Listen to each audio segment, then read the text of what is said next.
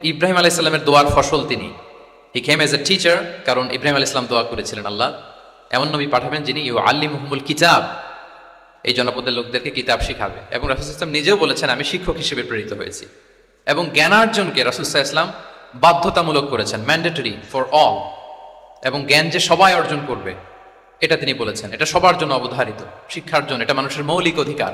তিনি বলেছেন তলাবুল ইলমি ফারিদাতুন আলা কুল্লি মুসলিম, পৃথিবীর প্রতিটি মুসলমানের জন্য জ্ঞান অর্জন এটা ফারিদা, আবশ্যক, ম্যান্ডেটরি, এটা অপশনাল না, এটা কম্পালসারি। এবং নারী পুরুষ নির্বিশেষে সবার জন্য, এমন না যে শুধু পুরুষদের জন্য। রাসূল সাল্লাল্লাহু আলাইহি ওয়াসাল্লাম বলেছেন আলা কুল্লি মুসলিম, প্রতিটি মুসলিমের জন্য জ্ঞানার্জন এটা আবশ্যক। আলহামদুলিল্লাহ আমাদের অনেক বোনেরাও আজকের হল রুমে এসছে এবং রাসূল সাল্লাল্লাহু আলাইহি ওয়াসাল্লাম একটা স্পেশাল ডে নির্ধারণ করেছিলেন, special day for teaching women. মদিনার নারীদেরকে পাঠদানের জন্য, শেখানোর জন্য তিনি একটা স্পেশাল ডে নির্ধারণ করেছিলেন এবং নারীদের আগ্রহের কারণেই তিনি সেটা করেছিলেন। তারা একবার এসে রাসূল সাল্লাল্লাহু আলাইহি ওয়াসাল্লামকে বললেন যে গলাবানা আলাইকা রিজাল ফাজআলনা ইয়াওমান মিন নাফসিক, হে নবী আমাদের মনে হচ্ছে পুরুষরা বেশি প্রায়োরিটি পেয়ে যায়, আপনি আমাদের জন্য স্পেশাল একটা ডে নির্ধারণ করেন, একটা দিন যেদিন এসে আমরা আপনার কাছ থেকে অনেক কিছু শিখবো, জানবো। ফাওয়াআদাহুন্না ইয়াওমান লাকিয়াহুন্না ফীহি ফাওয়াআদাহুন, রাসূল সাল্লাল্লাহু আলাইহি ওয়াসাল্লাম তাদের এই আবেদনের প্রেক্ষিতে মদিনার নারীদের জন্য একটা special day for teaching women, মদিনার যে কমিউনিটিতে নারীরা ছিল তাদের জন্য রাসূল সাল্লাল্লাহু আলাইহি ওয়াসাল্লাম স্পেশাল একটা ডে নির্ধারণ করেছিলেন। এবং সেদিন পুরুষ সাহাবীদেরকে গুরুত্ব না দিয়ে তিনি শুধু নারীদের, বোনদের কোশ্চেন নিতেন, তাদেরকে তিনি পাঠদান করতেন, শিক্ষাদান করতেন। এবং জ্ঞানার্জনকে, জ্ঞানের আলোকে ছড়িয়ে দেওয়াটা, এটা ছিল রাসূল সাল্লাল্লাহু আলাইহি ওয়াসাল্লামের মূলত মিশন। জ্ঞানের আলোকে তিনি বিশ্বময় ছড়িয়ে দিতে বলেছেন। নলেজ হ্যাজ নো বাউন্ডারিজ, এটার কোনো বাউন্ডারি থাকবে না, গোটা বিশ্বের জন্য আমরা জ্ঞানকে ছড়িয়ে দেই, এটার ব্যাপারে তিনি আমাদেরকে উদ্বুদ্ধ করেছেন। তিনি বলেছেন বাল্লিগু আন্নি ওয়ালাউ আয়া, আমার পক্ষ থেকে একটি কথা, একটি বাণী, একটি আয়াত হলেও তোমরা পৌঁছে দাও। তাহলে তিনি আমাদেরকে জ্ঞানের এই আলো বিশ্বময় ছড়িয়ে দিতে উদ্বুদ্ধ করেছেন। এবং জ্ঞান লুকানোকে তিনি মহাপাপ বলেছেন। আপনার কাছে যদি নলেজ থাকে, সেই নলেজের ব্যাপারে যদি আপনাকে জিজ্ঞেস করা হয়, আপনি যদি এটা শেয়ার না করেন, তাহলে আপনি মহাপাপ করলেন। এটাকে আল্লাহ রাসূল সাল্লাল্লাহু আলাইহি ওয়া আলিহি ওয়াসাল্লাম জ্ঞান লুকানোকে মহাপাপ বলেছেন। তিনি বলেছেন মান সুইলা আন ইলমিন ফাকাতামাহু আলজামাহুল্লাহু ইয়াউমাল কিয়ামাতি বিলিজামিন মিনান নার, কাউকে কোনো বিষয়ে জ্ঞানের ব্যাপারে জিজ্ঞেস করা হলো আর সে যদি সেটাকে গোপন করে, কিয়ামতের দিন তাকে আগুনের লাগাম দিয়ে বাঁধা হবে, বলে আইয়াযু বিল্লাহ। তাহলে জ্ঞানকে ছড়িয়ে দিতে বলেছেন তিনি বিশ্বময়, জ্ঞানকে গোপন করতে তিনি বারণ করেছেন, নিষেধ করেছেন। আমরা যদি দেখি যে আল্লাহ রাসূল সাল্লাল্লাহু আলাইহি ওয়া আলিহি ওয়াসাল্লাম মক্কাতে যখন তিনি ইসলাম প্রচার শুরু করলেন, কোরআনের তালিম যখন তিনি মক্কাতে দিতে শুরু করলেন, তিনি এটাকে প্রাতিষ্ঠানিকভাবেই বেসিক্যালি শুরু করেছেন। আমরা যেমনি জ্ঞান বিতরণের জন্য প্রাতিষ্ঠানিক অবকাঠামো আমাদের প্রয়োজন হয়, রাসূল সাল্লাল্লাহু আলাইহি ওয়াসাল্লাম সেটা সেভাবেই একটা সেন্টার বেস তিনি শুরু করেছিলেন। এবং মক্কায় দারুল আরকাম নামে, আপনারা সবাই যারা রাসূল সাল্লাল্লাহু আলাইহি ওয়াসাল্লামের বায়োগ্রাফি পড়েছেন, ইতিহাস পড়েছেন, দারুল আরকাম থেকে বেসিক্যালি রাসূল সাল্লাল্লাহু আলাইহি ওয়াসাল্লাম এই জ্ঞান বিতরণ করতেন বা কোরআনের তালিম দিতেন। আরকাম ইবনে আবিল আরকাম একজন তরুণ সাহাবী, মাত্র 16 বছর বয়সে তিনি ইসলাম ধর্ম গ্রহণ করেছিলেন। তার একটা ঘরের একটা বড় অংশ তিনি রাসূল সাল্লাল্লাহু আলাইহি ওয়াসাল্লামের তালিমের জন্য ডেডিকেট করেছিলেন এবং সেটাই ইসলামের প্রথম বিশ্ববিদ্যালয় হিসেবে স্বীকৃত, দারুল আরকাম। এবং মজার ব্যাপার হচ্ছে ওনার ঘরটা সিলেক্ট করার পেছনে স্ট্র্যাটেজিক অনেক কারণ ছিল।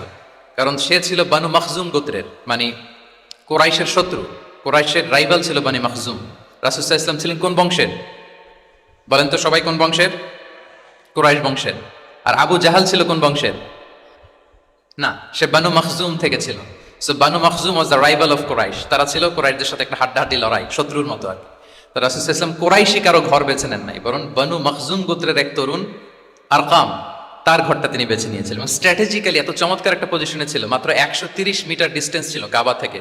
কাবা থেকে 130 মিটার দক্ষিণ পূর্বে এই আরকাম রাদিয়াল্লাহু তাআলা আনহুর ঘর ছিল। ফলে এই ঘরে যদি তিনি গ্যাদারিং করেন, কেউ আর সন্দেহ করবে না, যেহেতু এটা বানু মাখজুম গোত্রের একজন যুবকের ঘর। আল্লাহু আকবার। রাসূল সাল্লাল্লাহু আলাইহি ওয়াসাল্লাম এই দারুল আরকামে বসেই বেসিক্যালি তিনি এই কোরআনের তালিম, এই শিক্ষা, এই পাঠদান মক্কাতে সেন্টার বেস তিনি শুরু করেছিলেন। এবং মদিনায় যদি আমরা দেখি, মদিনা তো মসজিদে নববী নির্মাণের পরপরই মসজিদে নববীর একেবারে পেছন দিকে, এই হলরুমের পেছন দিকে যেরকম একটা জায়গা ছাউনির মতো, মসজিদে নববীর ঠিক পেছনে খেজুরের ডাল দিয়ে, খেজুরের পাতা দিয়ে ছাউনি দিয়ে একটা জায়গা তিনি করেছিলেন, যেটাকে আমরা আহলে সুফার সেন্টার হিসেবে জানি। মদিনায় তিনি সুফা ইউনিভার্সিটি প্রতিষ্ঠা করেছিলেন। তাহলে মক্কায় তিনি কোরআনের তালিম দিতেন দারুল আরকাম থেকে, আর মদিনায় যেয়ে তিনি আহলে সুফাদেরকে সেই সুফা এরিয়াতে সেখানে তিনি কোরআনের তালিম দিতেন। এবং সেখানে প্রায় 400 জন দরিদ্র মুহাজির সাহাবী সেখানে বসে কোরআনের হেফজ করত, রাসূল সাল্লাল্লাহু আলাইহি ওয়াসাল্লামকে বিভিন্ন বিষয়ে জিজ্ঞেস করত, ইসলামের বুনিয়াদী শিক্ষা, the basic of the basics of Islam. এ আহলে সুফার সাহাবারা সেখানে দুনিয়ার সব কিছুকে স্যাক্রিফাইস করে দিয়ে সেখানে ওনারা রাসূল সাল্লাল্লাহু আলাইহি ওয়াসাল্লামের কাছ থেকে তালিম গ্রহণ করতেন। এবং দূর দূরান্ত থেকে আগন্তুক সাহাবারা যখন আসতো তারাও এখানে থাকতো, যেহেতু 400 জন থাকার মতো একটা প্লেস। রাসূল সাল্লাল্লাহু আলাইহি ওয়াসাল্লামকে তারা দিনের খুঁটিনাটি বিষয় জিজ্ঞেস করতেন। এবং সালাত শেষে এরকম অনেক হাদিস পাওয়া যায় যে রাসূল সাল্লাল্লাহু আলাইহি ওয়াসাল্লাম আহলে সুফার সাহাবীদের সাথে ওখানে বসেছেন, তাদের সাথে গল্প করেছেন, তাদের প্রশ্নের বিভিন্ন উত্তর দিয়েছেন। তাহলে সেন্টার বেজ শিক্ষাদান এটা কিন্তু রাসূল সাল্লাল্লাহু আলাইহি ওয়াসাল্লামের জীবনী থেকে আমরা দেখেছি।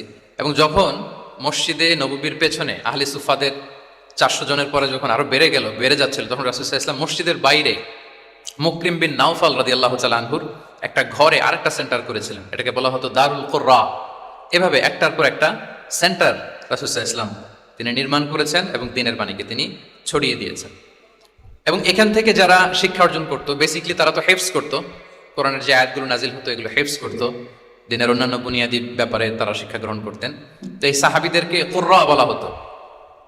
তাদেরকে আবার রাসূল সাল্লাল্লাহু আলাইহি ওয়াসাল্লাম বিভিন্ন এলাকাতে মুআল্লিম হিসেবে প্রেরণ করতেন। এটা রাসূল সাল্লাল্লাহু আলাইহি ওয়াসাল্লামের সুন্নাহ ছিল যে কোনো এলাকায় দিনের শিক্ষা দেওয়ার জন্য আগে মুআল্লিম পাঠাতেন। আমরা জানি যে হিজরতের আগে রাসূল সাল্লাল্লাহু আলাইহি ওয়াসাল্লামের আগেও তিনি মদিনাতে একজন সাহাবীকে পাঠিয়েছিলেন, মুসআব বিন উমাইর। এটা জানি না আমরা সবাই, মুসআব বিন উমাইরকে তিনি পাঠিয়েছিলেন। খুবই ড্যাশিং চেহারার ছিল, খুবই অ্যারিস্টোক্রেট একটা ফ্যামিলির ছিল। উনি এত চমৎকার পারফিউম ইউজ করতেন, উনি কোনো রাস্তা দিয়ে হেঁটে গেলে সবাই বুঝতো এই রাস্তা দিয়ে কিছুক্ষণ আগে হেঁটে গিয়েছে মুসআব বিন উমাইর। বাংলা একটা কথা আছে, আগে দর্শনদারি পরে গুণ বিচারী, এরকম একটা কথা আছে না? সো মদিনার লোকটা যাতে ইসলামের প্রতি খুব দ্রুত অ্যাট্রাক্টেড হয়, এজন্য তিনি আবু বকর রাদিয়াল্লাহু তাআলা আনহুকে পাঠাননি, ওমর ফারুককে পাঠাননি, বরং মুসআব বিন উমাইর রাদিয়াল্লাহু তাআলা আনহুকে মুআল্লিম হিসেবে, he was the first ambassador of Islam, প্রথম অ্যাম্বাসেডর হিসেবে তিনি মদিনায় গিয়েছিলেন। এবং মদিনাতে আহলে সুফার মধ্যে থেকে যারা অগ্রগামী ছিল, দারুল কুররা থেকে যারা অগ্রগামী ছিল, তাদেরকে আল্লাহ রাসূল সাল্লাল্লাহু আলাইহি ওয়াসাল্লাম জ্ঞান বিতরণের জন্য, কোরআন শেখানোর জন্য বিভিন্ন জায়গায় পাঠাতেন। আপনারা উহুদের যুদ্ধের পরপরই বিরে মাউনার ঘটনা শুনে থাকবেন। সেখানে রাসূল সাল্লাল্লাহু আলাইহি ওয়াসাল্লাম 70 জন হাফেজ সাহাবী, মানে ওই সময় পর্যন্ত যতটুকু কোরআনের আয়াত নাজিল হয়েছিল এগুলো যারা মুখস্থ করে ফিরেছিলেন, এরকম 70 জন সাহাবীকে একটা এরিয়াতে তিনি পাঠিয়েছিলেন। এবং এটা আসলে বিট্রে করেছিল তারা বলেছিল যে আমরা তাদেরকে নিয়ে যাব আমাদের এলাকায়, তারা দিন পৌঁছাবে। কিন্তু এই 70 জন সাহাবীকে বিট্রে করে তারা হত্যা করেছিল, ওনারা শাহীদ হয়েছিলেন। এবং এতে রাসূল সাল্লাল্লাহু আলাইহি ওয়াসাল্লাম অনেক কষ্ট পেয়েছিলেন। যে সমস্ত গোত্র এই কাজের সাথে জড়িত ছিল, টানা 1 মাস তাদের বিরুদ্ধে রাসূল সাল্লাল্লাহু আলাইহি ওয়াসাল্লাম বদদোয়া করেছেন, কুনুতে নাজিলা করেছেন ফজরের সালাতের পরে। তাহলে এই যে ন্যারেশনগুলো, বর্ণনাগুলো আমি কেন উপস্থাপন করছি আপনাদের সামনে, এটা বোঝানোর জন্য যে এটার পরম্পরাটা কিরকম, রাসূল সাল্লাল্লাহু আলাইহি ওয়াসাল্লাম কিভাবে কোন সেন্টার থেকে শুরু করলেন, তারপরে কিভাবে এটার ডেভেলপমেন্ট হচ্ছিল, তারপরে কিভাবে এটা আগাতে লাগলো। তাহলে রাসূল সাল্লাল্লাহু আলাইহি ওয়াসাল্লাম বিভিন্ন জায়গায় যে মুআল্লিম পাঠাতেন, এটা রেফারেন্সও আমরা পেলাম যে তিনি তো এখানে শেখাচ্ছেন, যখন অনেক বেড়ে গেল, চাহিদা বাইরে অনেক বেশি, তিনি এখান থেকে ছাত্রদেরকে, সাহাবাদেরকে বিভিন্ন জায়গায় মুআল্লিম হিসেবে প্রেরণ করতেন। এবং শিক্ষার বিনিময়ে তিনি বদরের যে বন্দীরা ছিল তাদের মুক্তিপণের অ্যানাউন্সমেন্ট করেছেন, র্যানসম, এটা আপনারা জানেন। আমি একটু কুইজ নিয়ে নিই আপনাদের। বলেন, বদরে মুসলমানদের পক্ষ থেকে শহীদ হয়েছিল কয়জন? কতজন? 14 জন, মাশাআল্লাহ। আর কুরাইশদের পক্ষ থেকে 70 জন। বন্দী হয়েছিল কয়জন দেখি? হ্যাঁ, 70 জন তারা নিহত হয়েছিল আর 70 জন বন্দী হয়েছিল।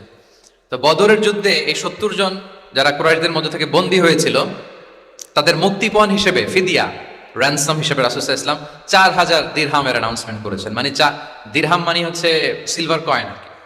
তৎকালীন সময় দিনার হচ্ছে গোল্ড কয়েন আর দিরহাম মানে সিলভার কয়েন। তো রাসূল সাল্লাল্লাহু আলাইহি ওয়াসাল্লাম 4000 সিলভার কয়েনের ঘোষণা করেছেন যে তোমরা যদি মুক্তি পেতে চাও তাহলে 4000 রৌপ্য মুদ্রা দিয়ে, সিলভার কয়েন দিয়ে তারপরে তোমরা মুক্তি পেতে হবে।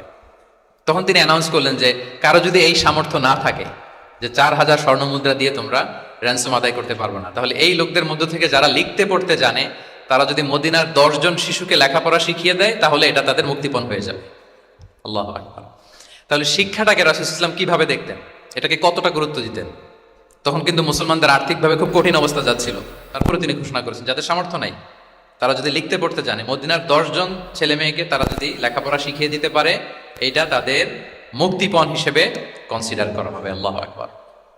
তাহলে সম্মানিত সুধী, আমরা সেই ইব্রাহিম আলাইহিস সালাতু ওয়াস সালাম